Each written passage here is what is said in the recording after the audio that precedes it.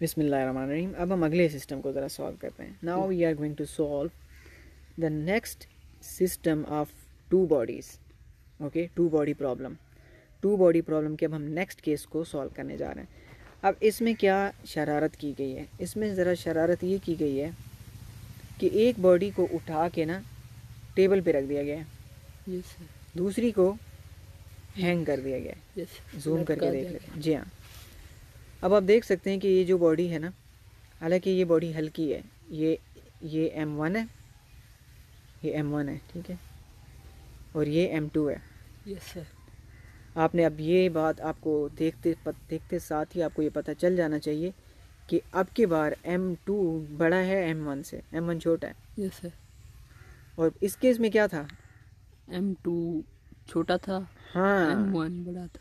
बिल्कुल, इस केस में M1 बड़ा था और M2 छोटा था, और इस केस में उलट हो गया है, ठीक है, इस केस में उलट हो गया, M2 ठीक है बड़ा है, M1 छोटा है। जी, M2 बड़ा है M1 से, ठीक है, तो M2 अब बड़ा हो गया, ठीक है, M1 से, ठीक है। हम इसको यूँ भी लिख सकते हैं कि M1 लेस हो गया, M1 is less than M2, तब भी एक ही बात है कि M1 कम है इससे, ठीक है। तो अब हम टेक्निक वही है, तरीक़ाकार वही है, अब हम ज़्यादा वक्त नहीं लगाएंगे इसके ऊपर, ठीक है। अब हम ज़रा तेज़ी से आगे बढ़ेंगे, ठीक है। ओके, लेकिन मैं आपको एक बात बता के फिर तेज़ी से आगे बढ़ना चाहता हूँ, yes, ठीक है। वो ये बात बताना चाहता हूँ, आप ज़रा इस पर गौर करके देख लें कि जो M1 मास है ना, सॉरी जो M2 मास है, जो ज़्यादा भी है, भारी है, टेबल पे रखा हुआ है, इसका वेट डाउनवर्ड एक्ट करेगा ना, yes, sir, ठीक है, W2। तो ये जो सरफेस है ना टेबल की, इसमें एक रिएक्शन पैदा होगा, न्यूटन थर्ड लॉ, हर एक्शन का रिएक्शन होता है। रिएक्शन, तो वो एक्शन और रिएक्शन एक दूसरे के अपोजिट डायरेक्शन में, तो ये एक दूसरे को कैंसिल कर देंगे, और ये जो बॉडी है ना, इसकी नेट फोर्स ज़ीरो हो जाएगी, yes, sir, ठीक है, ठीक है, जबकि इसकी नेट फोर्स ज़ीरो नहीं होगी, yes, इसलिए ये अपना काम दिखाएगी, ये अपना काम ज़्यादा नहीं दिखा नहीं सकेगा, दिखा- और एक्सेलरेशन इस बॉडी से प्रोड्यूस होगा क्योंकि इसकी नेट फोर्स ज़ीरो नहीं है, ठीक है, कैंसिल नहीं हो रही। ओके, बस इतनी बात बताना आपको ज़रूरी है। अब आप देखें, अब हम इंशाल्लाह तेज़ी से आगे बढ़ेंगे और बात समझ में भी आ जाएगी इंशाल्लाह। पहले तो आप हेडिंग पढ़ लें कि हेडिंग है क्या, motion of two bodies attached to the ends of a string that passes over a frictionless pulley such that one body moves vertically and the other moves on a smooth horizontal surface, ठीक है। तो ये case है हमारा कि अब हम bodies को सॉल्व करने जा रहे हैं। एक बॉडी सरफेस के ऊपर रखी हुई है और एक बॉडी हैंग कर रही है। Consider to bodies A and B of masses M1 and M2 respectively attached to the ends of an inextensible string as shown in the figure. Let the body A moves downward with an acceleration A since the string is inextensible, therefore the body B also moves over the horizontal surface with the same acceleration. अब आपको सिर्फ situation बतानी है ना, तो यहाँ तक लिख लेना काफ़ी है, ठीक है, yes, sir, सिर्फ यहाँ तक, ओके, sir, इतना काफ़ी है, सारी दास्तान लिखने की कोई ज़रूरत नहीं है, ठीक है। जब डायग्राम बना दी और डायग्राम में हमने शो कर दी है तो ये हमें पता है कि क्या हो रहा है। आगे बढ़ते हैं। सिंस द बॉडी ए, यहाँ पे since the body A moves downward therefore its weight M1g is greater than the tension T। तो ये बात तो हमें पता है, जब हमें पता है कि बॉडी ए की जब हम बात करेंगे, ये बॉडी ए है, ये डाउनवर्ड मूव कर रही है, जब हम इक्वेशन बनाएंगे बॉडी ए की, ठीक है, फॉर बॉडी ए, बॉडी ए के लिए जब हम इक्वेशन बनाएंगे तो इसके लिए जो नेट फोर्स होगी वो क्या होगी, इसका वेट ज़्यादा होगा, ठीक है, yes, sir, W1 है ना वेट, टेंशन से, ठीक है, तभी तो ये नीचे जा रही है, yes, तभी तो ये नीचे जा रही है। अब हमें ये पता है कि 3 नुक्ते डालेंगे और हमें पता है न्यूटन सेकंड लॉ कहता है कि नेट फोर्स M1A के बराबर होगी और W1 इसका M1G के बराबर होगा, ठीक है। yes, therefore M1A is equal to M1G minus T। ये इक्वेशन 1 हो गई, ठीक है। ओके, अब हम फॉर बॉडी B के लिए बनाएंगे।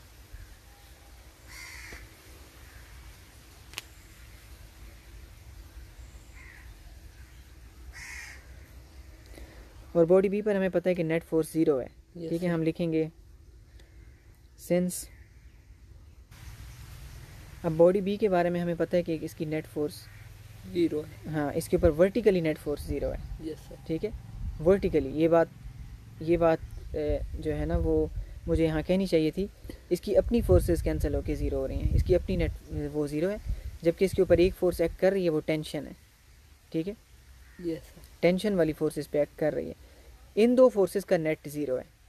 ठीक है, डब्ल्यू का और आर का। ओके, अब इसमें ये लाइन इंपॉर्टेंट है, ये देख लें।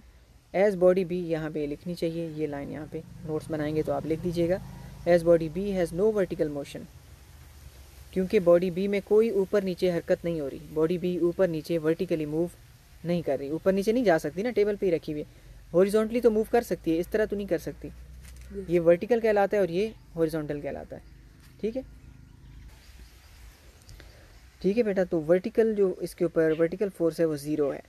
Hence the resultant of vertical force m2g and r must be 0। तो वर्टिकल फोर्सेस इसका अपना वेट हो गया और r इनका रिजल्टेंट 0 है। दस the net force acting on the body b is t। इसलिए बॉडी b पर जो नेट फोर्स एक्ट कर रही है वो सिर्फ t है। यस। ठीक है, बॉडी b के ऊपर जो नेट फोर्स है ना वो सिर्फ t है। अब हमें पता है कि नेट फोर्स का फॉर्मूला होता है ma, बॉडी b की बात कर रहे हैं तो m2a t के बराबर होगा। तो यहाँ पे आप लिखेंगे m2a बराबर है t के। तो एक और इक्वेशन हाथ लग गई, कीमती इक्वेशन है, इक्वेशन नंबर 2, और ये कीमती इक्वेशन है इक्वेशन 1। अब हम इन दोनों से कमाल कर सकते हैं या नहीं कर सकते? कर सकते हैं। एक्सेलरेशन और टेंशन दोनों फाइंड आउट कर सकते हैं। ठीक है, अब हम फाइंड आउट करते हैं ज़रा। ठीक है, सबसे पहले हम उसी तरह एक्सेलरेशन फाइंड आउट करेंगे। तो टी यहाँ माइनस में और यहाँ प्लस में। ठीक है, तो ज़्यादा लंबी दास्तान की ज़रूरत ही नहीं है। इक्वेशन 1 और 2 को ऐड करेंगे और टी कैंसिल हो जाएगा। ठीक है, यस सर। तो हम ए के लिए सॉल्व कर रहे हैं, इक्वेशन 1 एंड 2 इक्वेशन 2 को ऐड कर देंगे। ठीक है, तो अब आप देखें कि क्या आएगा आपके पास। आपके पास आ जाएगा m1a is equal to m1g minus T, m2a is equal to खाली t। ठीक है, यस। तो t से t कैंसिल, तो यहाँ पे हो जाएगा m1a प्लस m2a, और यहाँ पे बचेगा सिर्फ m1g। ठीक है, अब आप यहाँ से a कॉमन ले लें, अगले पेज पे अगली साइड पे आ जाते हैं। यहाँ से a कॉमन ले लेते हैं, m1 प्लस m2 बचेगा। ठीक है, और यहाँ से खाली m1g बचेगा। अब हमें a चाहिए तो m1 m2 डिवाइड में ले जाएंगे। ठीक है, नीचे आएगा m1 प्लस m2 इंटू जी। ठीक है, यस। और ये आपका एक्सेलरेशन का फॉर्मूला है, a is equal to m1 upon m1 plus m2 into g. और ये इस सिस्टम के बारे में बहुत अहम इंफॉर्मेशन दे रहा है। ये जो मैथमेटिकल फार्मूला है इस सिस्टम के बारे में अहम जी। आप देखें इस इक्वेशन को ज़रा आप उस वाली इक्वेशन के साथ मिला के देखें। ये एक्सेलरेशन इस सिस्टम का है ना। Yes sir. ठीक है, और ज़रा पुराने सिस्टम का एक्सेलरेशन देखें, m1 माइनस m2 था। यस। फिर यहाँ पे क्या है, m2 नहीं है, माइनस m2 नहीं है, बाकी सब कुछ वही है। यस। m2 क्यों नहीं है? इक्वेशन कह रही है m2 की ज़रूरत नहीं रही, क्यों? ये अच्छी बात है ना, शराफत से कह देना चाहिए, नहीं आता है, बहुत अच्छी बात है। अब आप देखें यहाँ पे इक्वेशन कह रही है कि m2 की कोई ज़रूरत नहीं, m2 का किरदार नहीं रहा, m2 बेकार हो गया है। ठीक है, m2 निकम्मा हो गया है। इक्वेशन कह रही है m2 क्यों निकम्मा हो गया है इधर आके, क्योंकि ये टेबल पे रखा है ना, तो m2 का वेट इसकी रिएक्शन से कैंसिल हो गया है। m2 की अपनी कोई फोर्स नहीं रही। जब m2 की अपनी फोर्सेस ही कैंसिल हो गई हैं तो उसका होने का यहाँ एक्सेलरेशन में उसका कोई किरदार नहीं है। ठीक है, और एक्सेलरेशन में वो कोई फोर्स वो मौजूद तो है, लेकिन एक्सेलरेशन पैदा करने में वो कोई मदद नहीं कर रहा है। ठीक है, जैसे आप घर में बैठे हो, भाई है घर में बैठा हुआ ज़रूर है, आप काम कर रहे हैं, वो सोया हुआ है, उस काम में मौजूद नहीं है, तो उसका ना होना बराबर हुआ ना फिर। तो एक्सेलरेशन के केस में m2 सिस्टम में तो मौजूद है, लेकिन एक्सेलरेशन में मौजूद नहीं है, क्योंकि उसका कोई एक्सेलरेशन में कोई मदद ही नहीं कर रहा वो। Yes. ना मदद कर रहा है ना नुकसान कर रहा है, Fun. ना नफ़ा दे रहा है ना नुकसान कर रहा है। ठीक है, ऐसे दोस्तों से बचना चाहिए जो ना नफ़ा दें ना नुकसान दें। Yes. ठीक है, अब आप देखें, अब हम टेंशन को फाइंड आउट करेंगे। फिर यहाँ दोबारा टेंशन आ गया। ठीक है, एक बार फिर हम टेंशन को पकड़ेंगे। ठीक है, टेंशन फाइंड आउट करेंगे। अब हम टेंशन के लिए अब अगेन वही काम करेंगे। ठीक है, ए से निजात, Yes. और ए का ताल्लुक कौन सा है? मल्टीप्लाई का। यहाँ पे हम दोनों को डिवाइड करवा देंगे। Equation 1 divide by equation 2। Equation 1 है m1a, हम इनकी पहले दोनों साइड्स लिख लेते हैं, m1g माइनस टी, और यहाँ है m2a, यहाँ सिर्फ t है, a से a कैंसिल। अब आप क्रॉस मल्टीप्लाई करवा दें। ओके, t को इधर और इसको इधर, t इधर जाके हो जाएगा m1t, m2 उधर चला जाएगा और दोनों के साथ मल्टीप्लाई हो जाएगा। Okay, Okay. m1t is equal to, दोनों के साथ मल्टीप्लाई करवाएं, m1 m2g और m2t। अब आपको t चाहिए। ठीक है, शिकार से नज़र नहीं हटनी चाहिए, t को इधर ले आएँ, m1t plus m2t is equal to m1 m2g। अब आप t कॉमन ले लें, Yes. m1 plus m2, m1 m2g।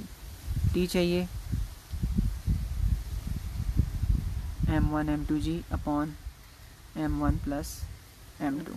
Okay, Okay. तो t बराबर आएगा m1 m2 upon m1 plus m2 into जी।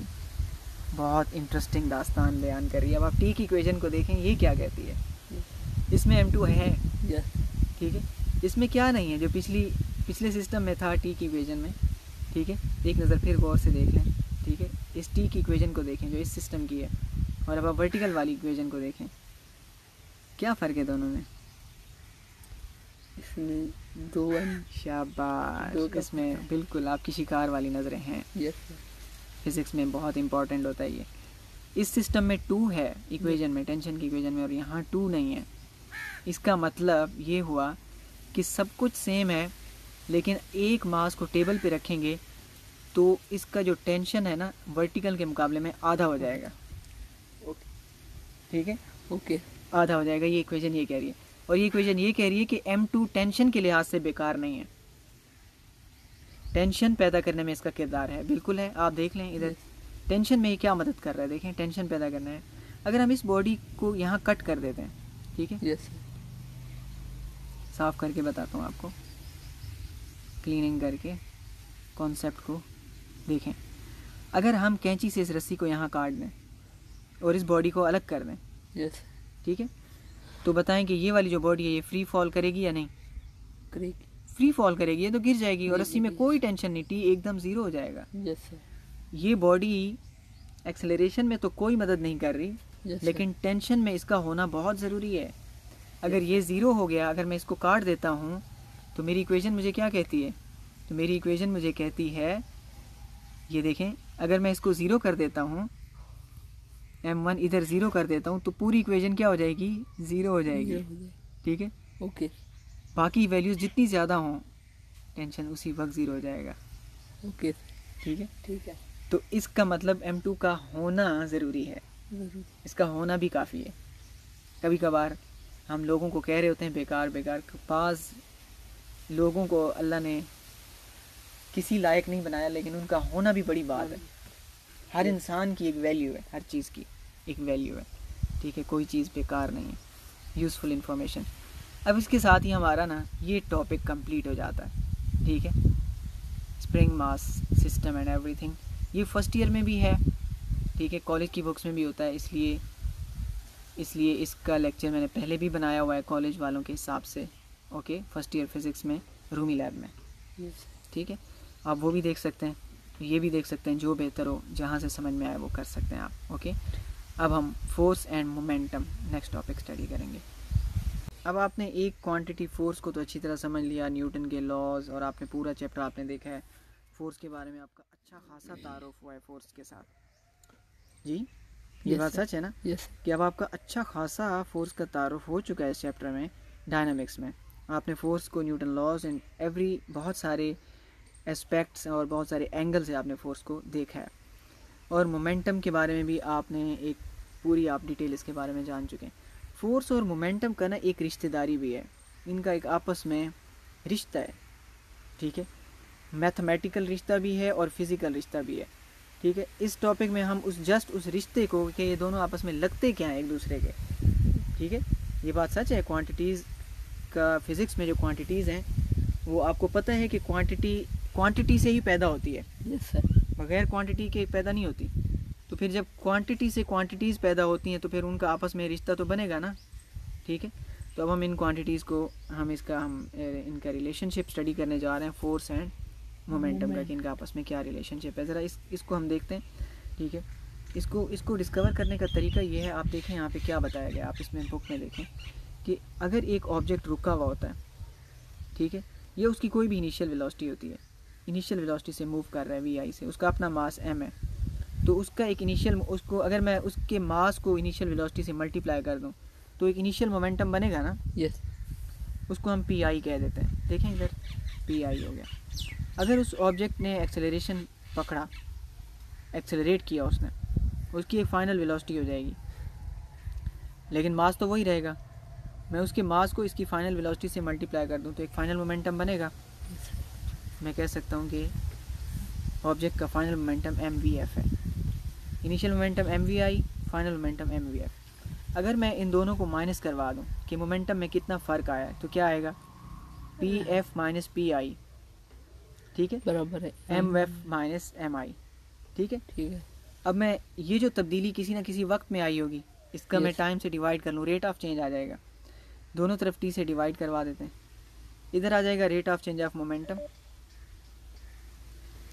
इधर आ जाएगा rate of change of momentum, इधर आ जाएगा rate of change M we F का और एम वी आई का। Okay. यहाँ से हम, अब आप देखें, अब हम यहाँ से क्या कॉमन ले सकते हैं, एम को कॉमन ले सकते हैं, Yes, sir. क्योंकि वो चेंज नहीं हो रहा है ना। जो चीज़ चेंज नहीं हो रही उसको टाइम से डिवाइड करने का क्या फ़ायदा, Yes. उसको निकालें बाहर, जो चेंज हो रही है उसको रखें अंदर। इधर v f minus v i upon t, ठीक है। V f minus v i upon t से आपको कुछ याद आया होगा, change in velocity upon time किसके बराबर होता है, change rate of change of velocity या change in velocity upon time, acceleration, याद आया, यस सर। ठीक है, एक्सेलरेशन के बराबर होता है। तो यहाँ पे मैं इस पूरी ब्रैकेट में ए रख सकता हूँ अगर आपकी इजाज़त हो तो। Yes sir. चलें ठीक है, यहाँ पे मैं ए रख लेता हूँ, तो ये एम हो गया और यहाँ पे ए, और ये आ गया एम ए, ठीक है। ओके और एम ए से आपको कुछ और बात याद आई होगी, ये left hand side P F minus P i upon T, ये वैसे का वैसे ही रहने देते हैं, ठीक है। Okay. P F minus P I M A के बराबर हो चुका है। और एम ए क्या होता है, न्यूटन सेकेंड लॉ क्या कहता है, एम ए देखें किसके बराबर है, फोर्स के। इस एम ए की जगह मैं एफ रख सकता हूँ, यस। तो P F minus P I किस और डिवाइडेड बाई टी किसके बराबर आ गया, फोर्स के, फोर्स पे। ठीक है। ओके। पर p F minus P i upon t क्या है, ये क्या है, change in momentum divide by time. और change in momentum divide by time, यानी चेंज इन मोमेंटम को लिख सकता हूँ मैं डेल्टा पी, ठीक है, अपॉन टी। तो change in momentum upon time, ये तो rate of change of momentum होगा। यस। तो rate of change of momentum is called F, यानी फोर्स। तो इक्वेशन हमें ये बता रही है कि मोमेंटम में तब्दीली की शरह को फोर्स कहते हैं। Yes sir. फोर्स क्या है, असल में मोमेंटम में तब्दीली को फोर्स कहते हैं। अमेजिंग बात है कि नहीं, यस। ठीक है, मोमेंटम कि इनका आपस में कैसा गहरा ताल्लुक है। और आप देख रहे हैं कि फिज़िक्स में rate of change, rate of change, rate of change से नई क्वांटिटीज़ बनती जाती हैं, बनती जाती हैं और बनती जाती हैं। Yes sir. Rate of change of distance speed था, ठीक है, rate of change of displacement velocity था, फिर rate of change of velocity आगे गई, एक्सेलरेशन बन गया, ठीक है, और एक्सेलरेशन बना, फिर rate of change of momentum force बन गया, ओके। ठीक है। तो ये रेट ऑफ चेंज किस तरह नई क्वांटिटीज़ पैदा कर रहा है। When a force acts on a body, it produces an acceleration in the body and will be equal to the rate of change of momentum of the body. जब किसी जिस्म के ऊपर क़ुव्वत लगाई जाती है, फोर्स लगाई जाती है, तो उसमें एक्सेलरेशन पैदा होता है, ठीक है। और वो and will be equal to the rate of change of momentum of the body, और वो जो फोर्स होगी वो rate of change of momentum के बराबर होगी। यानी फोर्स किसी चीज़ पे लगाएं, उसके मोमेंटम में जितनी फोर्स लगाई है आपने, सर। ठीक है, उसका ये इनिशियल मोमेंटम है, फिर उसका फाइनल मोमेंटम होगा, ठीक है।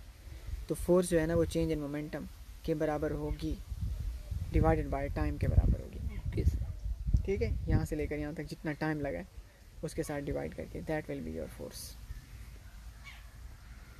ये देखें यहाँ एक एग्जांपल दी गई है, useful information during an accident crumble zones. मैं इसमें जो बताया गया ना उसको मैं ज़रा क्विकली बता देता हूँ, ठीक है। मैं पढ़ के नहीं बता रहा हूँ, मैं सिर्फ अपना पॉइंट ऑफ व्यू बता रहा हूँ। गाड़ियाँ अक्सर हादसे के बाद ना बिल्कुल माचिस की डबिया की तरह क्रश हो जाती हैं, यस। ठीक है। ऐसा क्यों होता है? ऐसा इस वजह से होता है कि इनका मोमेंटम तब्दील होता है, इनका मोमेंटम बदलता है, यस सर। और वो बहुत शॉर्ट टाइम में बदलता है, ठीक है। इसलिए ह्यूज फोर्सेस पैदा होती हैं, ठीक है। तो गाड़ियों को ना जो बनाने वाली कंपनियाँ, गाड़ियाँ बनाने वाली कंपनियाँ, वो फ्रंट को ऐसा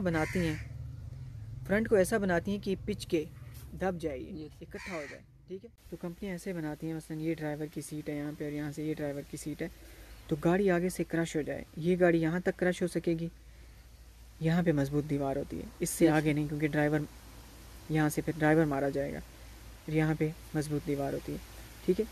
तो अब ये दोनों गाड़ियाँ अगर 1-1 मीटर क्रश हो सकती हैं, तो 2 मीटर तक क्रशिंग होगी। 2 मीटर तक जब क्रशिंग होगी तो इसमें टाइम लगेगा ना यस सर। गाड़ी को, तो ये जो टाइम मिलेगा ना क्रश होने में, ठीक है, इससे जो rate of change of momentum है PF माइनस PI, ठीक है, का नीचे जो T है ना ये बढ़ जाएगा, यस सर। ठीक है। इस क्रशिंग में क्योंकि थोड़ा टाइम लगेगा, सेकंड का थोड़ा सा हिस्सा लग जाएगा, कुछ फ्रैक्शन ऑफ सेकंड लग जाएगा, इससे क्या होगा, इससे फोर्स कम हो जाएगी टक्कर की, यस सर। जो ड्राइवर्स के ऊपर लगेगी। अगर गाड़ियों को आगे से मजबूत बना दिया जाए, जैसे ट्रक होते हैं, ट्रेलर्स होते हैं, तो टक्कर बहुत बुरी और जानलेवा होती है, और लोगों के मरने की तादाद कई गुना ज़्यादा होती है। Yes sir. आप देखें, ट्रेन के साथ टक्कर हो, ट्रक के साथ टक्कर हो, ऐसी गाड़ियों के साथ, ट्रेलर्स के साथ टक्कर हो, आप हादसा देखें कि उनकी तादाद, अक्सर दूसरी गाड़ी में कोई नहीं बचता। डंपर्स वगैरह के साथ जब टक्करें होती हैं, आपने अक्सर मौत ही सुनी होगी। उसकी रीज़न क्या होती है? क्योंकि वो आगे से क्रश नहीं होते।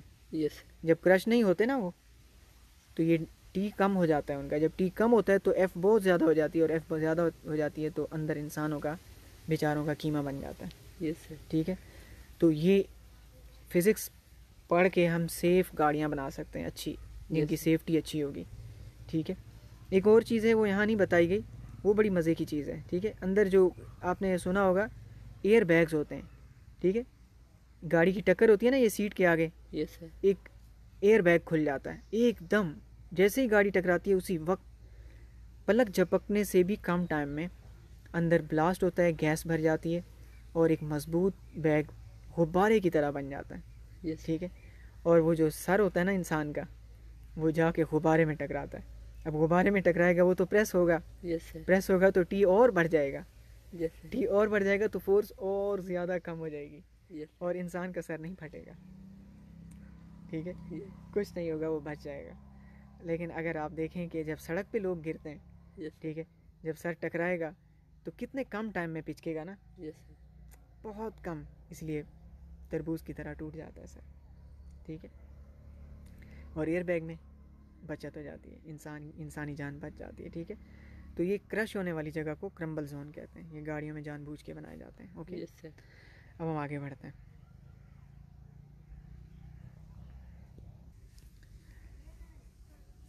अब इस टॉपिक से रिलेटेड एक एग्जांपल है, इसको हम क्विकली सॉल्व कर लेते हैं।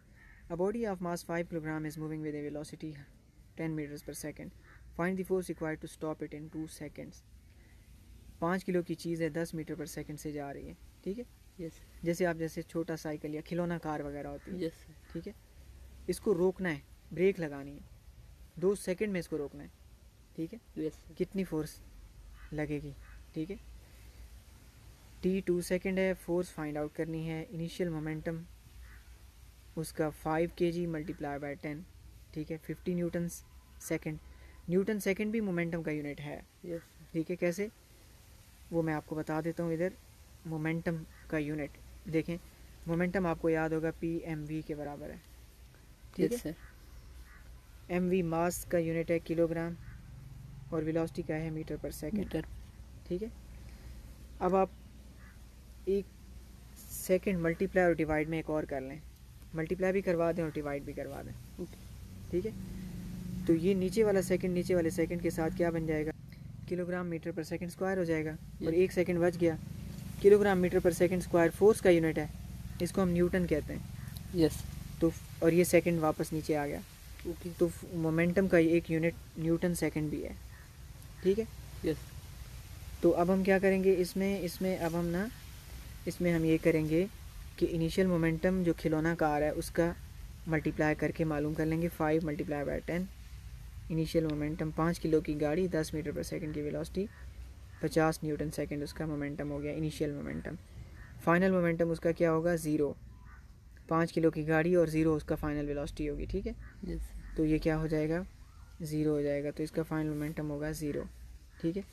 Initial momentum 50, final momentum 0 divided by 2 second, 50 minus 0 50 divided by 2, 25 answer आएगा। 25 न्यूटन की फोर्स लगेगी। ओके। इसका मतलब ये हुआ कि गाड़ी को जितना जल्दी रोकोगे ना ब्रेकों पर, उतनी ज़्यादा फोर्स लगेगी और उतना बड़ा झटका लगेगा बैठे हुए बंदे को। ये आपने ऑब्ज़र्व किया होगा। इसीलिए बाइक वाले अक्सर अगली ब्रेक नहीं लगाते, यस।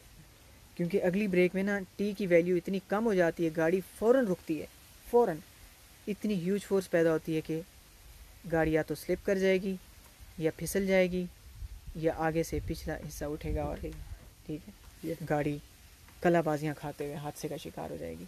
तो इतनी ह्यूज फोर्स को सहने के लिए उसकी बॉडी नहीं बनाई गई। 2 व्हील वाली गाड़ी इतनी फोर्स सह नहीं सकती है, 4 व्हील वाली गाड़ी सह लेती है। बैटरी ख़त्म।